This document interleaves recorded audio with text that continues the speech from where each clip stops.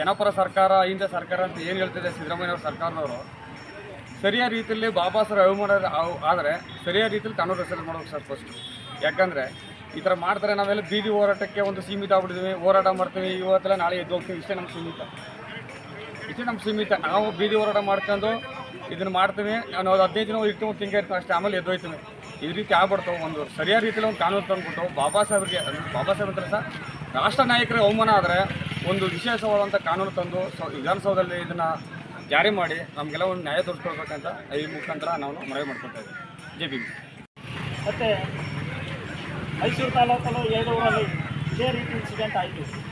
ಅವತ್ತೇ ಮಾನ್ಯ ಮುಖ್ಯಮಂತ್ರಿಗಳು ಇದನ್ನು ಮನಗಂಡು ಅದಕ್ಕೆ ಒಂದು ಶಾಸನವನ್ನು ರೂಪಿಸಿದರೆ ಇವತ್ತು ಈ ಊರಲ್ಲಿ ಇಂಥ ಒಂದು ಘಟನೆ ನಡೀತಿರಲಿಲ್ಲ.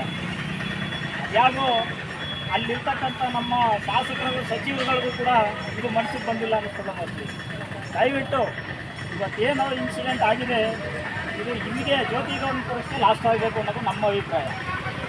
ಮುಂದಿನ ದಿನಗಳಲ್ಲಾದ್ರೂ ಇಲ್ಲಿವರೆಗೆ ಹೋಗಲಿ, ಮುಂದಿನ ದಿನಗಳಲ್ಲಾದರೂ ಮಾನ್ಯ ಮುಖ್ಯಮಂತ್ರಿಗಳು, ಯಾಕಂದರೆ ನಿಮ್ಮ ಮೇಲೆ ನಮಗೆ ಈಗಲೂ ಕೂಡ ಭರವಸೆ ಇದೆ. ನಮ್ಮ ಎಲ್ಲರೂ ನೀವು ದಲಿತ ನಾಯಕರು ಅಂತಿದ್ದೀರಿ, ಆದರೆ ಇಂಥ ವಿಚಾರ ಬಂದಾಗ ಯಾಕೆ ನೀವು ಮೌನ ವಹಿಸಿದ್ರಿ ಅನ್ನೋದು ನಮ್ಮ ಪ್ರಶ್ನೆ ಆಗಿದೆ.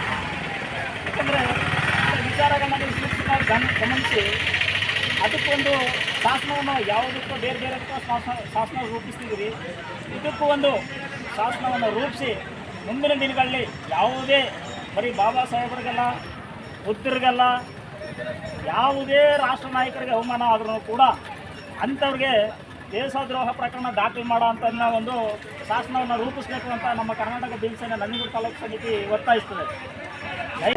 ಕೆಲ ಮನಸ್ಥಿತಿ ಉಳ್ಳ ಅವಿವೇಕಿಗಳು ಇದನ್ನು ಮಾಡಿದ್ದಾರೆ.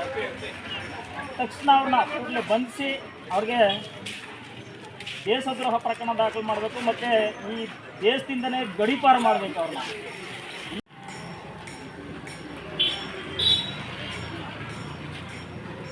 ನಮ್ಗೆ ಯಾರ ಮೇಲೂ ಅನುಮಾನ ಇಲ್ಲ, ಹಾಗಾಗಿ ನಾವು ಯಾರ ಮೇಲೆ ಹೇಳಕ್ಕಾಗ್ತಿಲ್ಲ. ಇಲ್ಲಿವರೆಗೆ ಶಾಂತಿ ಕೂಡ ಆಗಿದ್ದ ಊರು ಇವಾಗ ಮಾತ್ರನೇ ಹಂಗಾಗಿರೋದು.